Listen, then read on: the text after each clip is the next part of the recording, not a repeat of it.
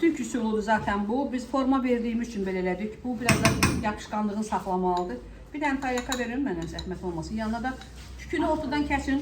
Neçə yerə? 4-8 yerə belə bölün. Tort dilimi kimi. Üçgən. Üçgən zəhmət olmasa. Aha, hələ o ilə kəs. Ay sağ ol. Əla. Təzə tavada, teflon tavaya heç nə vurmuruq, özünüz bilirsiniz.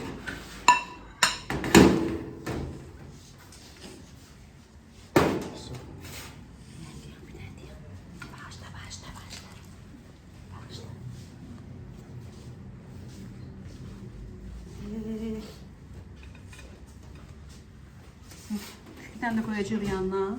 Ay sağ ol.